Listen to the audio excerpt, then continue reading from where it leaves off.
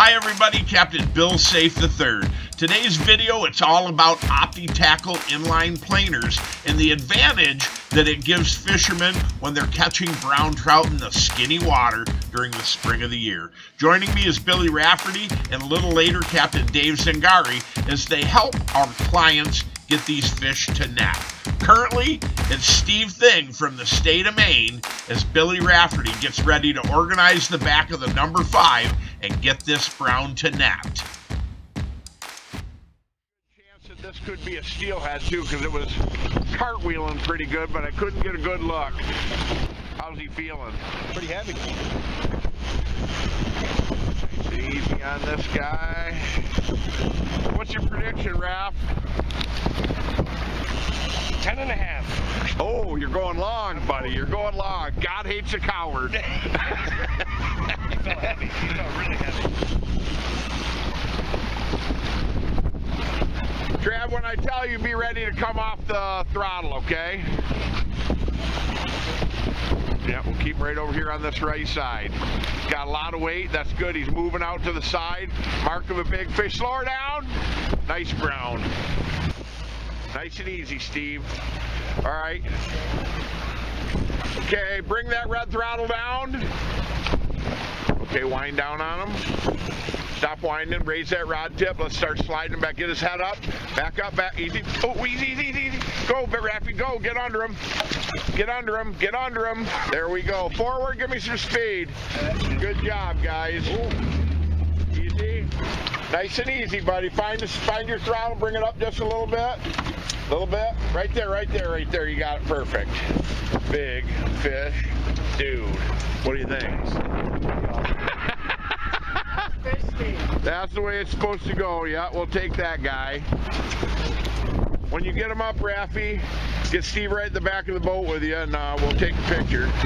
Nice, nice, nice looking fish. Look at the size of that brown, long brown. I think old Raffy was right. I think right about 10.5 pounds, it'd be right on the money. Old Travis locked in battle right here. This is a good one. Billy Rafferty said, you better get the camera, B3. It's time.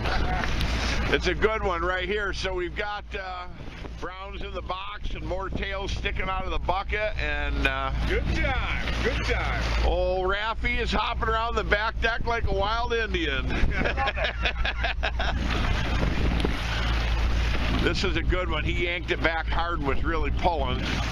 So I figured we better break out the camera and just see what we can do. Steve, what's our speed, buddy? 2.2. 2? 2.2? 2.0. Oh, 2.0. Okay, that's good. We won't push it. We won't push it. Won't bring it down any more than that. So what Raffy's done is he's cleared that weight rod. Over here on this weight rod right here, we're running a green chin music. It's windy. That wind is starting to freshen out of the northeast.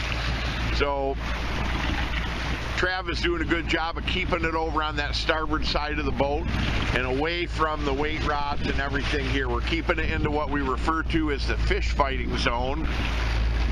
And that's where it's kind of clear. As this fish comes in, we've got some good ones in here too. Trav had a 12-pounder under his belt earlier today that we didn't film. Probably should have. But he's very slow headway here getting this opti board to the tip of the rod. So this is a good one. You care to venture a guess, Willie? 8.5. 8.5? 8.5. Not bigger than that? No, I don't know. I'm going to say bigger. You think it's bigger? Oh, you're good. We got a long ways to go, Ed. We got a long ways to go.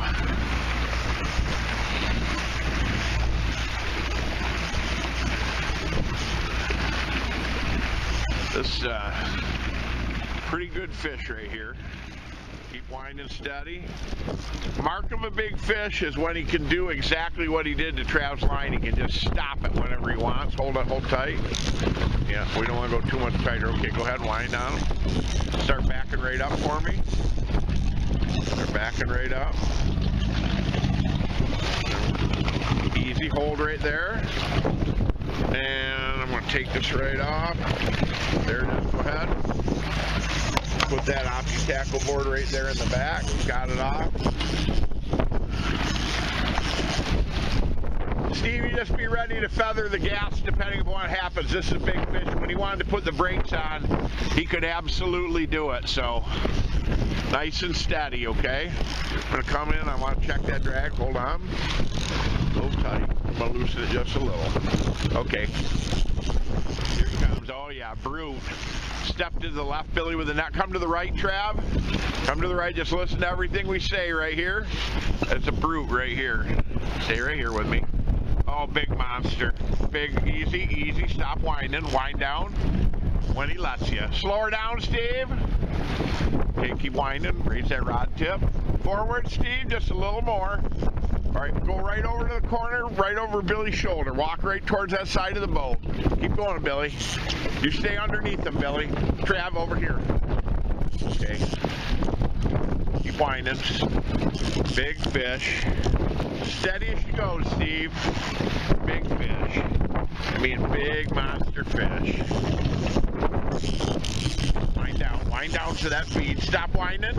Okay, easy, hold. Boy, you scarred up. Wind down again.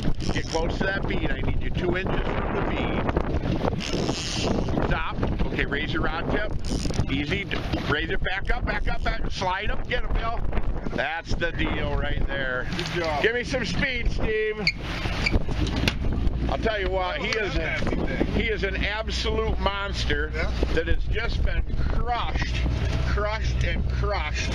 by lamprey eels. If you pick him up, Bill, let's just put your hand under this gill, Billy, please. This guy, really, he's such a tremendous brown right there. I mean, he is just a giant fish. And I'm going to pull this around so I can see that bait. There is Rosemary's baby right there. But that fish is so beat up. Get your hand right up under here. He is so beat up on the side of that from those lampreys and what have you. I think he deserves to live, don't you? I do.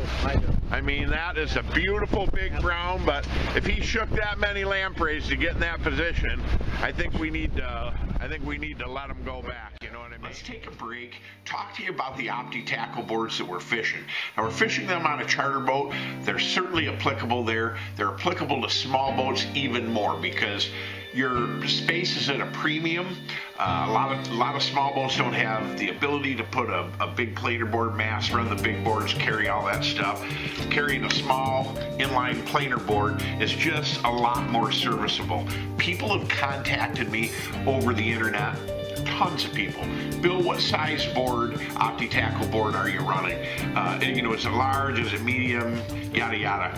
At any rate, this is the package that this comes in. If you go on the website, the Opti Tackle website, it's kmdainc.com. kmdainc.com. And this is what it's going to say, the ultimate planer board. That's the unit that we're using on all the boats in the Saiff charter fleet. So it's this board right here. That's one thing. And the second thing is this package right here of Opti Tackle planer board parts. And you'll see this, it's a 2-pack of red pin releases. I have one already out of the package, so there's just one here. But these are the things that you need to set the board up exactly the way we're fishing them at Bill Saiff Outdoors. So as the board comes out of the package, it's going to come with 2 studs. This is a right-hand board. It's printed with an R. It's got a pinch style release here on the back of the board, and it's got a pinch style release here that's going to go on the front of the board. What we need to do, you can see there's 2 holes at the back of that bracket. Those 2 holes are going to drop right over the top of the studs that are located here in this board. Now there's a nut well on the back side of this board which holds these nuts in position. Just line that up here so it drops in. Okay, there it goes. It's right down in position. I'm going to hold that there. You can see that there's foam here on the back side of the board, and there's a recessed nut well behind that holds those studs in position, so that once the bracket's placed over the top of those studs, all we need to do is take these nylon nuts, drop them over the top, just bring them down finger tight, don't go crazy with it, just get it in position, make sure that they're both located, not cross-threaded, on top of those studs and just gently get this one on. Work them into, once they're on, remember you're dealing with plastic here, so we're just going to take a nut driver, we're going to pop it on this first nut, and we're just going to righty-tighty, and we're not going to go crazy. As soon as it snugs up, we come off it. We'll come over to this left one, we'll pop that on until it starts to get a little bit tight. And remember, you're not dealing with metal here, you're dealing with plastic. You don't want to pull it through the nut well on the backside or crack the plastic, so you just want to bring this down until it's kind of snug. Don't over tighten it, don't go crazy. That's on there, it's nice and firm. Now that pinch pad release is sitting in this position. Now a lot of guys will run that board in this fashion. We don't want to do that because we want to make sure that this board hangs on the line no matter what happens. We'll release the fish from the front, and then we want it to hang on this back release. That's why we get the 2-pack of red releases. So what we're going to do here is we're going to take the split ring, we're going to unthread this release off the back of the board, and now we're going to take that red release and we're going to thread it right on to that split ring like so. Now what's cool about this red release, and I'm going to hold it right up here so you can see it. If you look down in the center of it, there's a pin. There's a pin right there, and that's a pin right there, and we lay the line in behind the pin, so when that pinches down on top of it, it holds it in position. Now the other thing that you need to know is that there's a spring right here in the middle of the release, and there's a slot. You got about that much distance to throw in that slot. When the spring is at the bottom of the release, the least amount of tension is on the jaws. When you slide that spring forward, that puts the maximum amount of pressure on those jaws. We like to slide, you just take a tip of a screwdriver, we like to slide that spring forward in the slot so that there's the maximum amount of pressure on the jaws of that release. Then it's set up exactly the way that we fish. Now the last thing, the flag, is one of the things that helps us see this board when it's in the water, in addition to the fabulous color. But they'll be pretty loose when this comes out of the package. I've tightened this a little bit, but I'm going to tighten it just a little bit more. I'm going to put the screwdriver in the set screw right here, tighten it just a bit. Now if I bring that board or that flag up into position, you can see that little green nub right there. I'm just going to stretch that out, and it pops into an indent in the flag, and now that's in position, and that's exactly the way that board is going to troll. So here's what we do. We set the line out the required distance behind the board, and then we loop it in our fingers and we put it into this pinch release up front. Once the line's in position, we pull it down until the tab of the line almost disappears, so that there's no way that line can get tangled in this forward release. Then we take the line that's going back to the lure and we put it in the jaws but behind that pin, and then we pinch it in position. Now it's hanging on there. Now as you drop this board in the water, this is a right hand board, so it's going to go out to this side of the boat. It skis out into position away from the side of the boat. When a fish hits this, the board is going to pull back in the water column like so. It's going to go back under the pressure of the fish strike. You pick the rod up. When you snap the rod, it pops the line out of this front release, and here's what happens to the board. It flips, and the line going back to the fish is still held in position by that rear release, which is behind the pin. It can't come off, this board can't come off the line. Doesn't matter whether the fish pulls it down underwater, doesn't matter whether he takes it out to the side, doesn't matter like on some of the kings we've had. If he runs 250 feet with it, it's going to just skip along the surface. And then as this fish comes up, as this board comes up the line, we unpinch it, boom, right here, take it off, put it in the back of the boat. Now it's just the angler to the fish. One of the cool things in today's video is that we're running just 90 feet behind the planer board. If we're fishing big boards, the line that's furthest out is going to be right next to the water. The line that's closest to the boat, it could be 40 or 50 feet because it's 8 feet off the water before it even hits the surface of the water. So where those spoons troll from bait to bait can be entirely different. The nice thing about little boards is that when this is trolling in the water, the line goes into the water right there at the back of the board. So precision from a trolling depth is easy. On big boards, if we got to be back 140, 150 feet, you'll find that most of the brown trout trolling that we're doing behind the little boards are just 90 and 100 feet behind the boards. We want to get that spoon down just a little ways in the water column, just a tiny little bit. So in front of the fluorocarbon tippet on our rods, we have a bead chain or an Adia barrel swivel chain that's in position. It catches debris coming down the line and it stops your main line from getting spun up. I carry 3 different sets of 10 water gremlin split shots when I'm fishing skinny water. I've got a size 3, I've got a size 4, and I've got a size 7. In today's video, I'm going to open this package right here and I'm just going to put a few of them in my hand. In today's video, all I'm using are these tiny little number 7 water gremlin split shots, and I'm putting them just in front of the bead chain on the fluorocarbon tippet.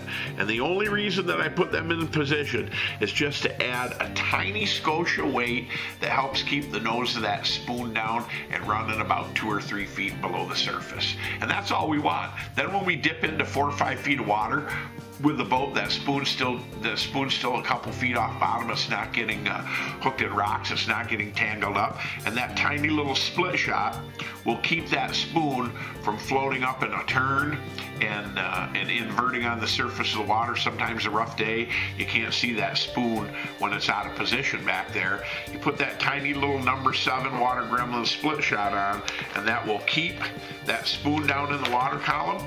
It'll allow you to run a short lead, like a 90-foot or 100-foot set like we're doing in today's program.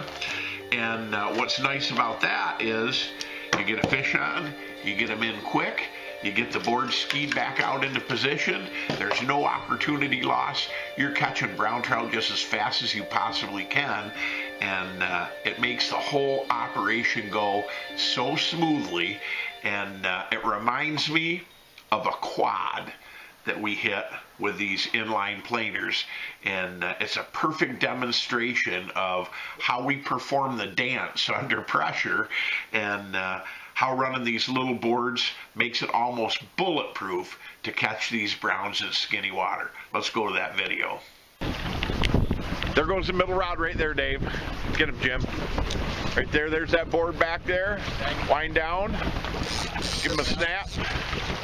There it is right there, perfect. That board just flipped back, great condition. Perfect. Keep nice even pressure on that guy. Perfecto.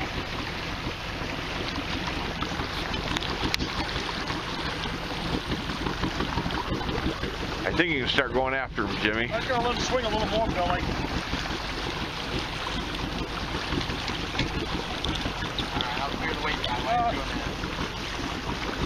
Yeah. You're good to go. Mark, how deep are we, sir? 8 feet of water. Perfect. Oh, just had a hit right here on the inside board, and he let go of it. He pounded that. I heard it behind me. Yep. That's on the black widow. Pounded it, and then he let go. Yeah. Just switched that one to a more natural color. Okay on speed, Bill? What are you at right now? 2.9. Yeah, we're moving. Well, read the one up on top. Bottom left corner. 2.6? 5. Perfect.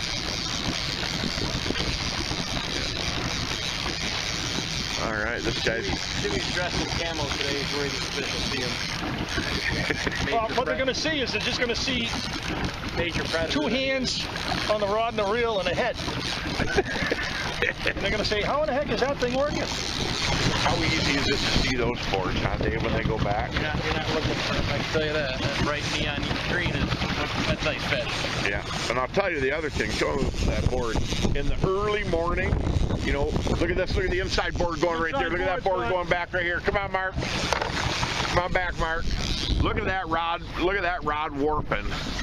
They just tripped that board out. There it goes. There's the double right there. Bingo, bango, bongo. We're off to the Congo. Beautiful stretch of water here. Yeah, here comes Jimmy's right here. Still crushing. Beautiful fish. Beautiful fish. I'm going to slide right over here. Is this a nutter, Dave, or a shaker? I think it's a shaker. I want to break. That's a nice brown right there. Look good in the corner of the mouth too, Dave. Another nice chunk. Beautiful fish right there. Purple clown coming out. Purple clown is starting to work.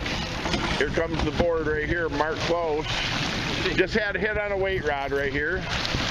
Just had a hit on that weight rod. There goes that fish. Let me hold that spoon, please. Here it comes. He's going to take that right off the pin. One hand. Yep. Right behind you, weight rod going. Here's a weight. Right here, buddy. There it is. You got that one? Oh, my finger's in there. Aye. How's your finger feeling? He was a little overzealous on that, Dave. He wanted to get the fish and my finger. That's Jimmy for you. Yeah, well, you won't forget I was here. You won't soon forget it. At the emergency room. Fisherman's Hospital. Outside rod going right here? Yep, there's the outside rod going right there. That's 4 fish right there. There's your quad right there, guys. That dead eye laying right over. There's your quad. There it is right there, the Akuma Deadeye. He's leaned right in. Did he come off, Dave? Might have come off on that one. Might have popped off there, but that's all right. We're running a quad right there. Just goes to show you how fast they can hit on these little boards. This is a good fish right here, Dave. Easy on him, Mark. Yep. Okay, back right up. Raise your rod a little. Be careful of the mechanical. Nice. There's a nice chunk. Hammer killer on fire. That one's coming on the hammer killer. A little dirtier water down here in this corner. Pretty good looking fish right there. Here comes the weight rod. Jimmy, one step to your left, please. Let's take a look at this fish right here. He is just a dandy. Right there, just a perfect fish. We're going to release him. There he goes. We're letting so many fish go here today. So many fish. I suffer from height. I'm height deficient there, so you got to lower them up. There you go. Okay. Right in here, Jimmy, come right back up. He's hooked with that hammer killer on that other line there, Dave. Dave, I think, I think that fish is still on there, Dave. You got to wind down, Mark, and I'm going to have you set the hook on that, snap it, wind down, snap it again. There you go. Now you tripped it. Good job. So we did have the quad. Nice quad on the off-the-tackle boards right now. Everything tangles, everything runs smooth. That is the key to it, you know what I mean? Part of catching a lot of fish and getting them in all the time is not having opportunity loss, and this is a very frugal way to catch fish because it's easily managed. Strike while the iron's hot, get them out there, those short leads. No tangles, just keep firing them back out there, 90 feet and go. That's a nice aspect of this, being at 90 feet. You're not cranking in 150 feet like you are on the big boards. Small boater wants to access this thing. At home, Dave, in Henderson, you're fishing out of your 14-footer. You're launching it on the beach all the time, and this is exactly the pattern you run. Absolutely. 4 boards, 2 weight rods. 6 rods. Run 6 rods good instead of 8 rods crappy, and you'll catch more fish for sure. All right, I think we're going to get a shake on this one, I think, Dave, by the looks of it. Put that on or no? I don't think we need to, do you? This is a Caddyshack. We just rolled this out because of the hits on the purple clown, same kind of color patterns. Nice and easy, just back up that way, that's it, easy on them. There it is. We'll get that out. There's the Caddyshack right there. Oh, that lamprey, we're going to cut him in half. Here, I'd grab him in my hand. There's the lamprey right there. There's the eel that you're looking at. And there goes the fish. That's the suction cup right there. And what that suction cup does is it gets down into the skin surface of the fish, and then it rasps in and it sucks the juices out of the fish. One lamprey like this will generally not kill a fish, but if this one feeds, drops off, and he gets hit, you know, with another lamprey quick right behind that, then it can absolutely kill a fish. Why don't you grab the knife right there, and what we'll do here is we'll suck them right onto the boat. If I can get a hold of him here. There he is right there. You can go ahead. I'll stretch his body out. You can go ahead and cut his head right off. Perfect. All right. Cut his head right off, right, just like that. Come to your left, please, Jimmy. And then we make sure that they always go back in 2 pieces. You're good just the way you are right there. That whole right side out, all 3 boards. Pulled the flat lines, we had no issues. No tangles, no nothing. 90-foot lead. Farthest, good to go. Perfect. Perfect, perfect, perfect. And all 3 rods coming up on that side now with adjustments. Yeah, we'll get them coming in. Jimmy, low to your right. How deep are you? 6.7? 6.7 feet. If you're not rubbing, you're not racing. Water color down here, you can barely see the bottom. Got to get in tight. We're just... Here's your fish. We're going to net this one. Slow her down, Jim. Nice fish. 46 degrees down here. Big change when we started the day in 40, 41. Now we're 5 degrees warmer down here on this side. This is a good looking chunk right here, and it's a good one. It's a good one for us to finish up on because we're getting down on battery power right here. Easy on the mark. Stop winding, raise your rod tip back, just slide back. Black magic. Black magic. There's a nice chunk. We'll keep that guy. That's a good one. Beautiful fish.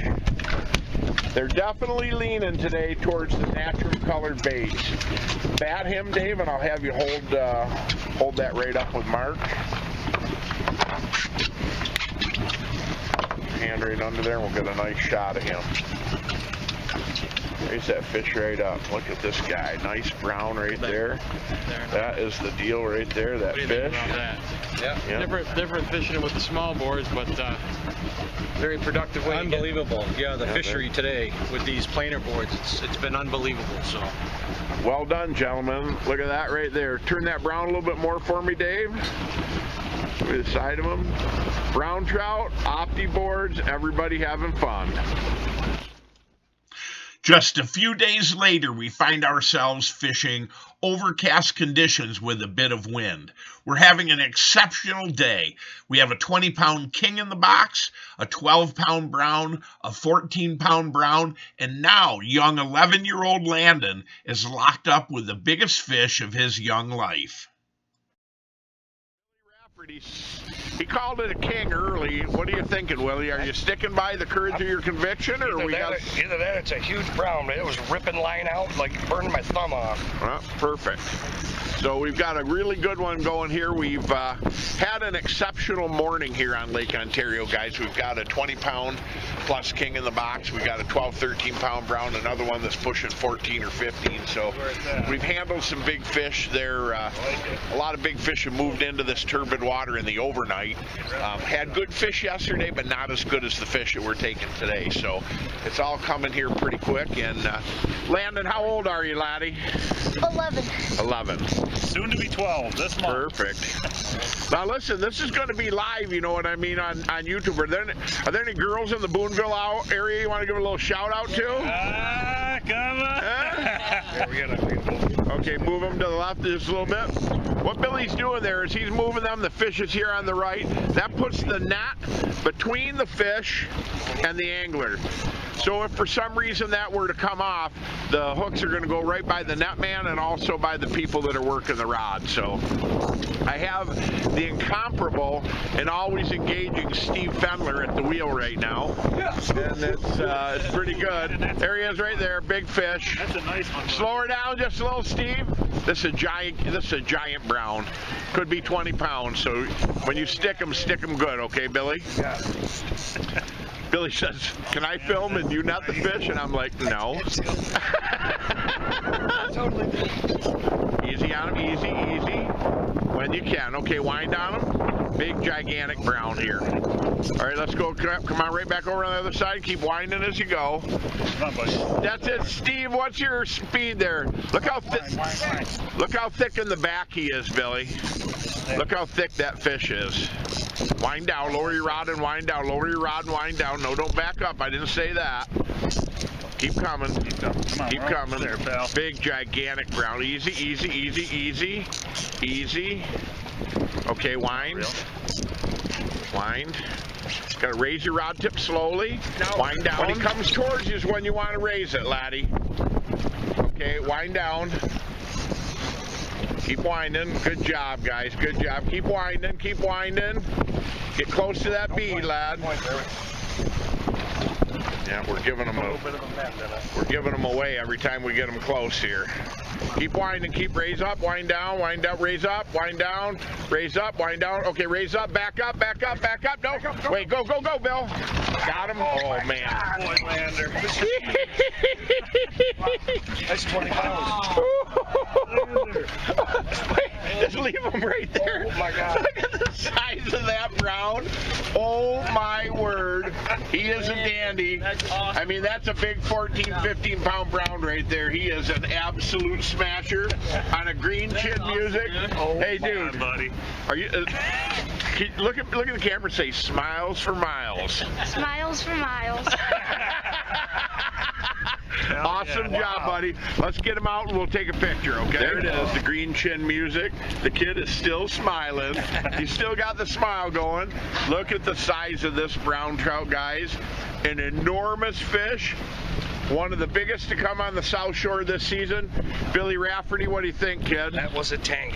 Yeah, and Absolutely huge. an amazing fish. You thought it was a king, and then you said, well, it's either a king or just an absolutely enormous brown. Yeah. Certainly one of the biggest browns that we've ever put on video. It was huge. You know, on the South Shore, and you did it, kid. It was absolutely awesome. I'm here to tell you, you are the man. You are the man. That's it. Let's look at him. Get right in there and smile, laddie. Big fish. A great fish indeed. Congratulations, Landon. That's a fish that you won't soon forget. I hope you enjoyed today's edition of the program, a look at using OptiTackle inline planers to effectively pursue brown trout in the skinny waters of the spring of the year. I'd like to thank Billy Rafferty and Captain Dave Zangari for sharing the back deck of the number 5 with me and helping to bring this quality video to you. I'm Captain Bill Saiff III. I hope you'll join us again next time for another installment of great fishing adventure here on the Bill Saiff Outdoors YouTube channel. Thanks for watching.